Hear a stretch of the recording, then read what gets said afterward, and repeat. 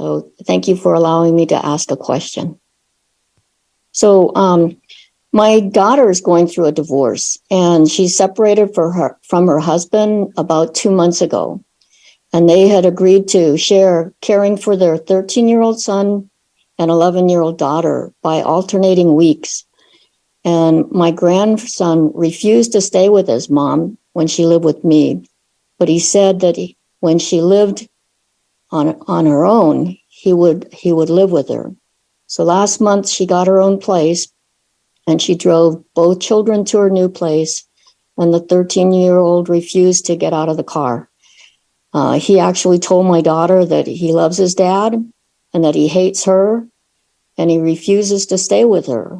So the divorce is very, very difficult for everybody, but I'm wondering, what advice can you give us?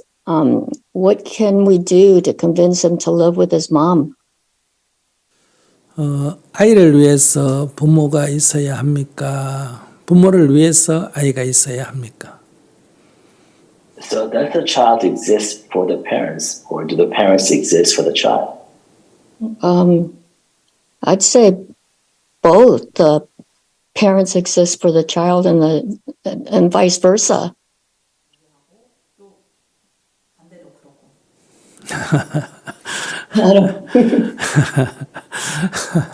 자연 생태계를 보세요. 어미를 위해서 새끼가 존재합니까? 새끼를 위해서 어미가 존재합니까? Alright, then let's go back to the nature. Does the parent, exist for the child, or does the child take care of the parent? No, the parent takes care of the child. 제 스스로 살아가지 못하기 때문에, 어린아이는 제 스스로 살아가지 못하기 때문에 보호를 할 사람이 필요합니다. 그 보호자가 지금 부모가 되어 있는 것입니다. So a small child cannot survive on its own. That's why you need a protector. And the parent is the protector. 부모가 아기를 갖고 싶다. 부모가 아기 없으면 못 살겠다 하는 것은 부모를 위해서 아기가 존재하는 것입니다. So when the parents say that I want a child, or I cannot live without this child, then that child in that case exists for the parents. 그것은 사람이 아니고 애완용 동물이나 장난감이나 이런 나를 위로하는 어떤 대상으로서의 아이기 때문에 그것은 바람직한 자세는 아닙니다.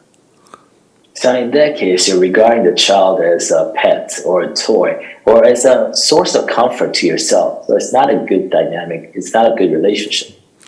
우리가 애완용 동물은 사람을 위해서 애완용 동물이 있습니까? 동물을 위해서 사람들이 애완용 동물을 기릅니까?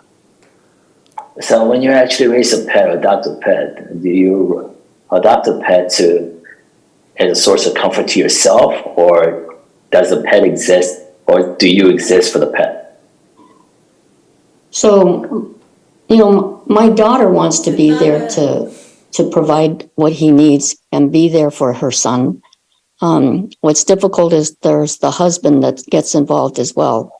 So, she's telling her son that she cares for him, tries to get be in touch with him, but it's difficult when he's refusing to be with her. 네, 너 사랑한다고 껴안으면, 상대가 싫다는데 껴안으면 이게 사랑입니까? 성추행입니까? So say, you like somebody and you want to embrace that somebody, but that somebody does not want to embrace you, but you force yourself upon that somebody. What is that? Is that love? So am I hearing, do we need to give him space and let him come around to her? 상대가 싫어하는 거를 내 좋다고 하는 것은 사랑도 아니고 그것은 성추행이지 않습니까? If you force yourself upon somebody else, and when that somebody else is refusing, then that's abuse. That's not love. 우리가 애완용 동물을 키우는 것도 사람들의 필요에 의해서지 동물을 위해서가 아닙니다. And so when you actually raise a pet, you're doing that for yourself, not for the pet. 그러나 사람들은 다 동물을 위해서라고 말하지 않습니까? But everybody says they're actually there for the pet. 내가 아이들을 필요로 하는 것은 맞지가 않습니다. 그 애완용 동물에 불과합니다. So you don't want to treat the child as a pet, to be there for your comfort.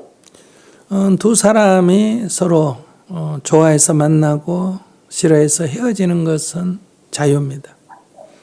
So it's, you're free to meet and love each other and also to separate and divorce. 그러나 그 사이에 아이들이 있다면 아이들에 대한 고려를 해야 됩니다.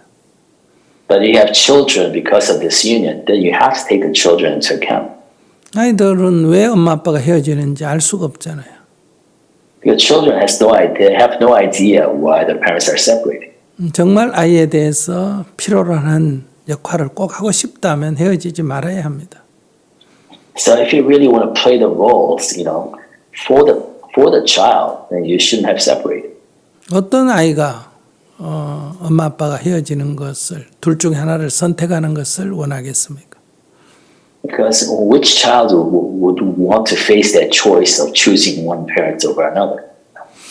그러니까 헤어질 때는 이미 아이보다는 자기 인생이 더 중요하다 이런 관점입니다. So when you have separated and divorced, the perspective you brought upon that decision is that your life is more important than you taking care of the child. 그러니까 기본적으로 부모 자격을 상실한 겁니다. So in that sense, you have gave up your core responsibility as a parent. 그러니까 이제 아이에게 물어야 합니다. 너는 어떻게 살 것인가? So that's why you have to respect your child. You have to ask the child, how do you want to live your life? 엄마든 아빠든 또는 제3자도 아이가 이제는 결정할 권리가 있습니다. Because right now the child now has the right to make the decision whether it's to live with a dad, live with a mom, or live somewhere else. 그러니까 이혼을 할 때 이미 부모 자격이 상실되고 이제 이 아이를 누가 돌볼 건지는 새로 정해야 됩니다. So when you actually got divorced, you have given up in a way your core responsibility as a parent. Now that gives that child the right to choose how he wants his life to be. 근데 아이가 원하지 않는다면 아이의 뜻을 따라야 합니다. So if the child does not want it, then you have to allow the child to make that decision. 만약에 나중에 아이가 원하면 그때 돌봐야 합니다. But if the child changes its mind and wants to be taken care of by the mom, then that's what you do. Okay. Yeah, I follow that train of thought. And then I know the decision to get a divorce was not done lightly. There was some physical altercations, and there was the fact that the husband was not providing for, he wasn't being a true partner in the marriage. So it just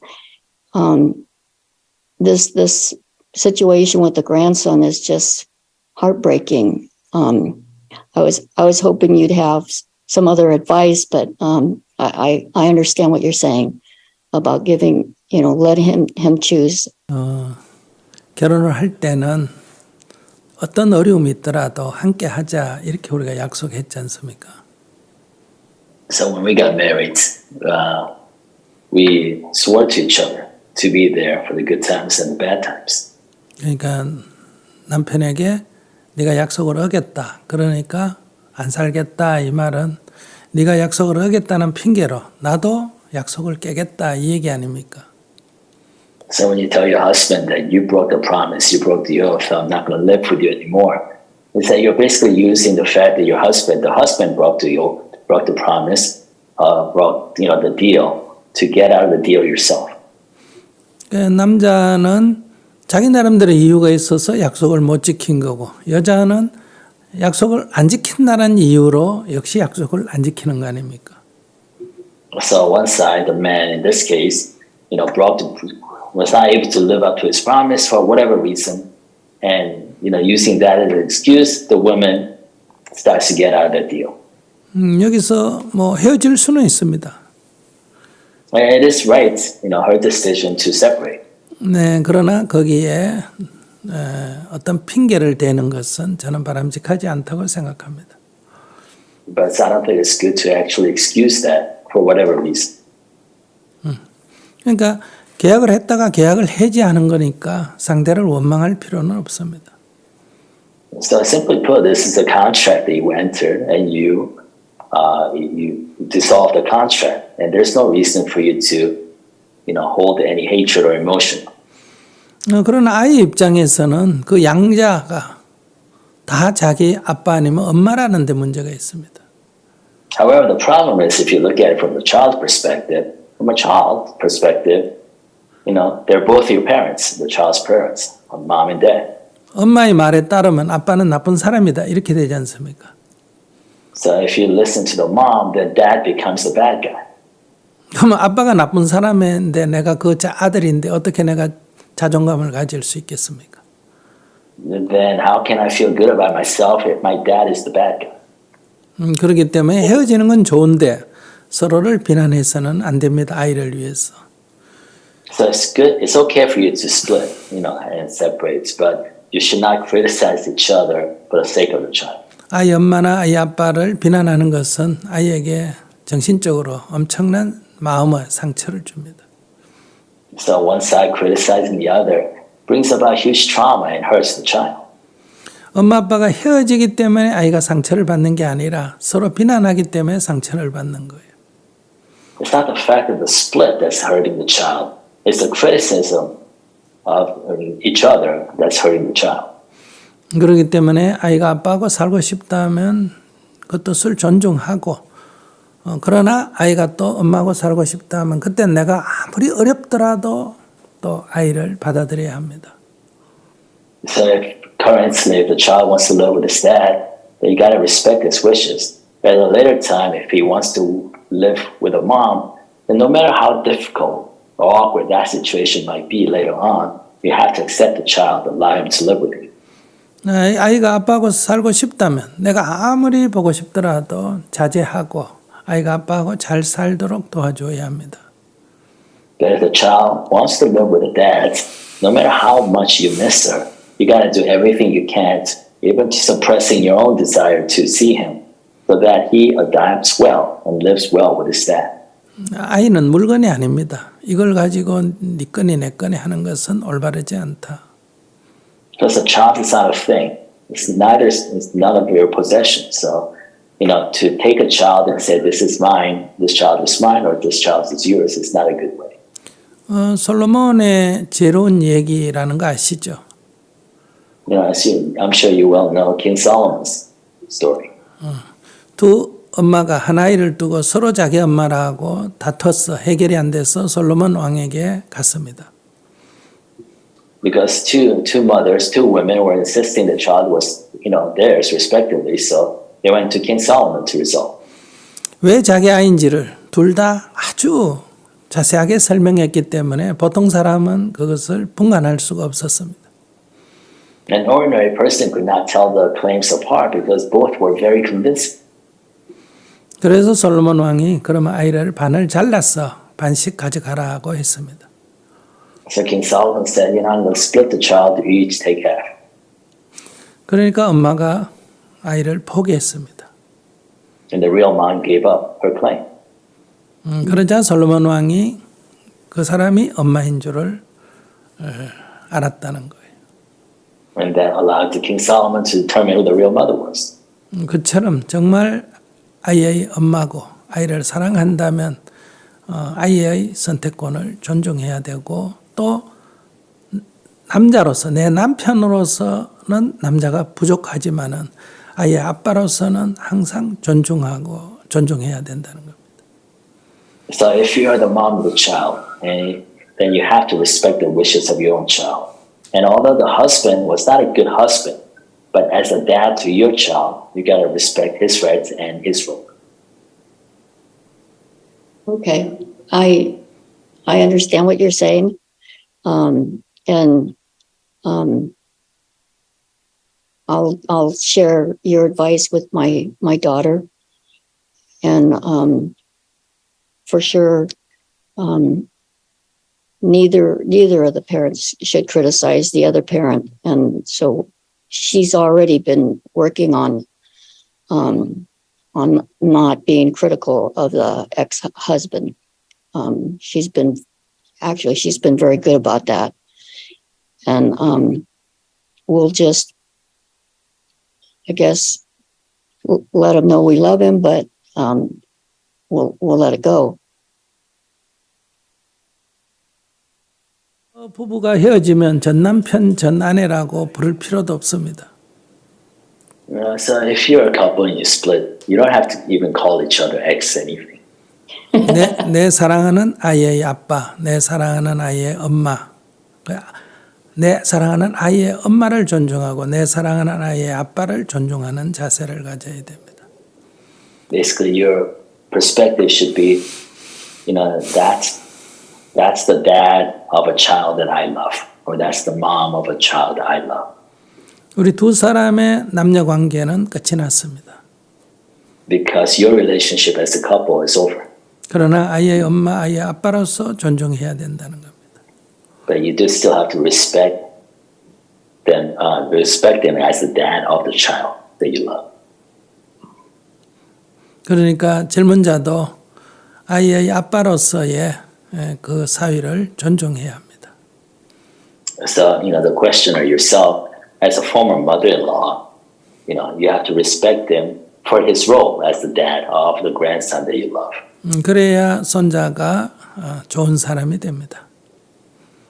And that's the way to allow your child to be a good person. 네.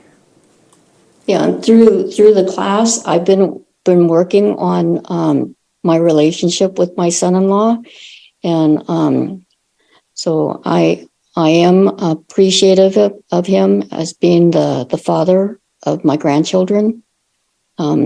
So I continue to learn through Jungto Society. So thank you very much.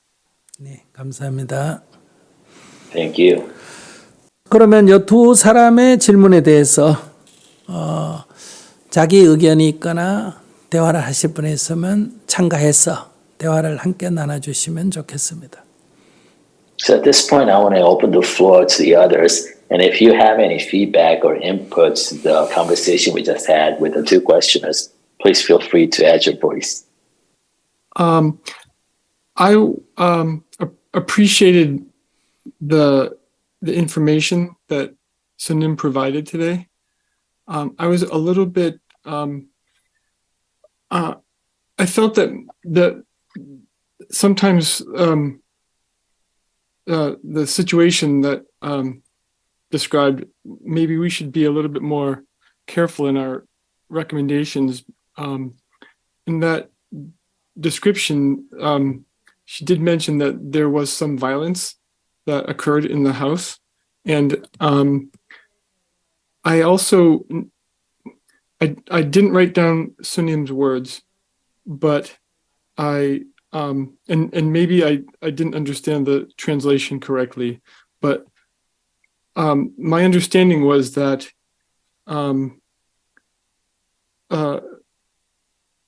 that what was said was that when a parent breaks the social contract by divorcing, that that kind of they give up their rights as a parent. It sounded something like that was what I understood, and I was a little bit concerned with that, because I can imagine a situation in which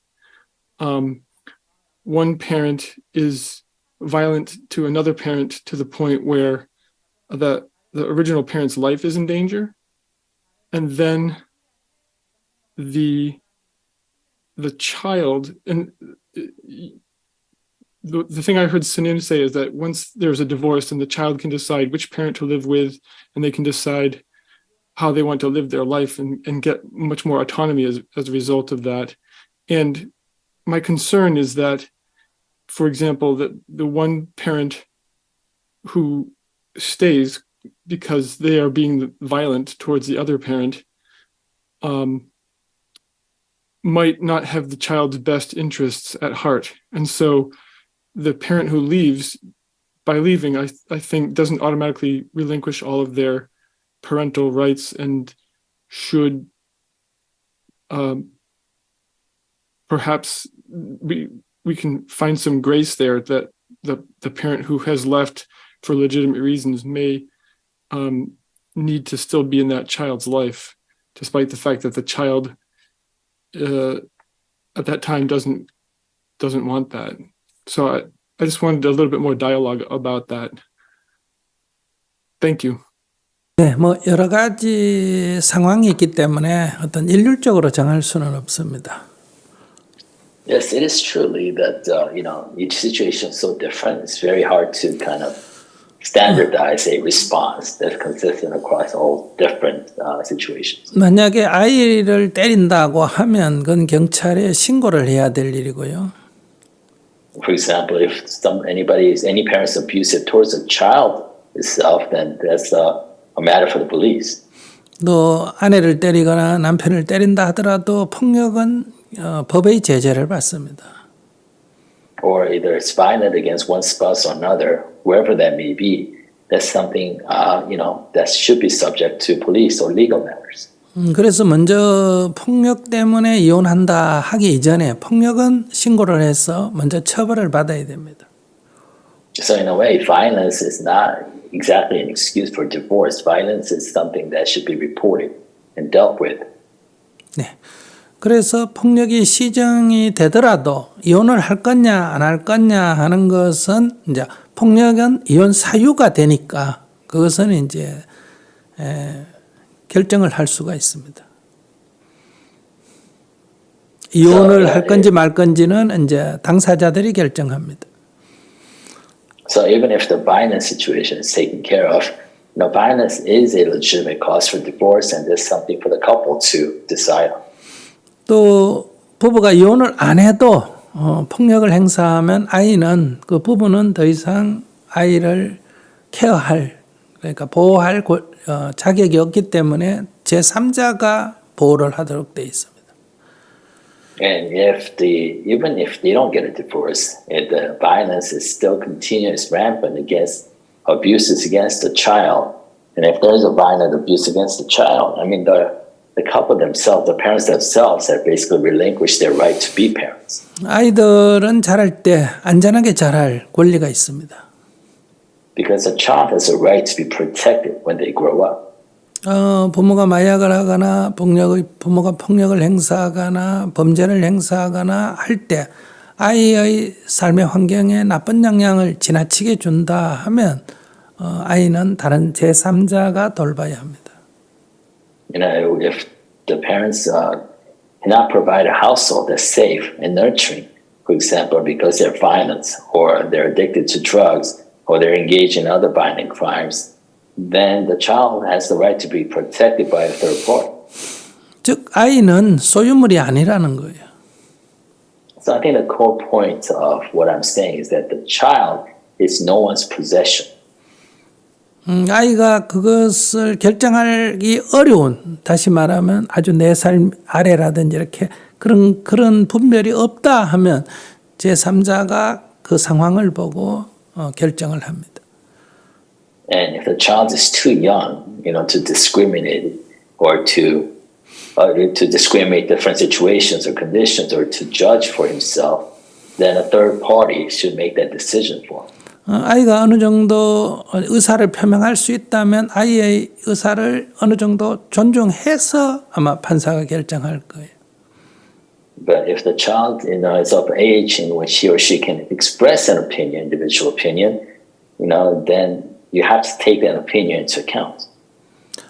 아이를 돌봐야 할 의무는 있지만 부모는 돌볼 권리는 없습니다. Because a parent has the responsibility to take care of a child, but they don't necessarily have the right to take care of the child. 네, 또 다른 분 얘기 나누시기 바랍니다. Anybody else would like to add to the conversation? I just wanted to add that there was a physical incident that took place, and so she did experience a physical situation that made her leave the house. And in addition to that, there was a lot of mental, verbal abuse. But the question we had is, he's 13, and I don't know if he is of age to make the best decision. if we talk to the lawyer is saying, you could have a police officer escort him to your house, but we don't want to do that. That'd be too traumatic. So she's just expressing to him how much she loves him and that she would like to be in his life. And then there's a legal process. We could file papers to ask the court to, I guess, tell him he has to come to her house, but that's paper, and he does. The 13-year-old, I don't know how much effect it would have on a 13-year-old, but yeah, it's been very difficult. 네, 그것은 폭력적 행위가 있다면 그것은 법원에 그러니까 고소를 해서 법원의 판결을 받아서 범죄면 처벌을 받아야 됩니다. If there was an incident of violence, then that should be, prosecuted, and he should be punished for it. 그러니까 법원의 판결이 없이 어떤 얘기를 하는 것은 사회적으로 반영이 되지 않습니다. But without that kind of a legal judgment, an incident of violence, without a legal judgment, kind of lacks that power to be criticized. 왜냐하면 사람은 이렇게 생각하는 사람, 저렇게 생각하는 사람, 사람마다 다 견해가 다르기 때문에 우리가 그냥 들어서는 누구 말이 더 정확하냐 하는 걸 알 수가 없습니다. Because it's very difficult, because everybody brings different perspective into the situation. It's very difficult to determine what exactly happened based on he says, she says. 그런 폭력이나 폭언은 이혼 사유가 되지 자녀를 보호하는 것하고는 관계가 없습니다. But having said that, any incident of violence, whether it's verbal, mental, or physical, it is a justifiable cause for divorce, but that's separate in itself from protecting the child. 그러나 아이가 아빠의 어떤 협박을 받았어. 두려움 때문에 아빠를 선택했다. 이런 의심이 든다면 아까 변호사와 경찰을 대동해서 아이의 정확한 의사를 확인할 필요는 있습니다. But if you do suspect that the child is somehow being threatened or coerced by the dad into expressing his preference against the mother, and that's something that you should look into by bringing all the legal tools necessary. 근데 아이가 엄마를 미워한다 하면 이거는 확인할 필요가 별로 없을 것 같습니다. But the way you phrased it, if you're saying the child hates the mother or expressed hatred towards the mother, but I think that's a separate issue. Yeah, he had never said that before. That was one time that he said that, and it was shocking to me. 네, 그러면 그게 의심이 된다. 아이를 위해서 아이가 혹시 협박을 받아서 이런 결정을 했나 하고 의심이 된다면 그것은 변호사를 대동해서 경찰과 변호사를 대동해서 그 진위를 확인할 필요는 있다고 생각합니다. But if you do suspect the child is somehow being threatened or coerced by the dad, I think that is something that you should use the lawyers and the police to take a look into to determine the truth of that. 그러나 그것은 내가 아이를 데려오고 싶어서 설득하려고 하는 입장을 가져서는 안 되고 혹시 아이가 위험에 빠지는 것을 방지하기 위해서 혹시라도 이런 관점이어야 합니다. But even if you do that, you should not be motivated by your desire to live with your child. You should be motivated by the desire to make sure your child is in a safe space. 네.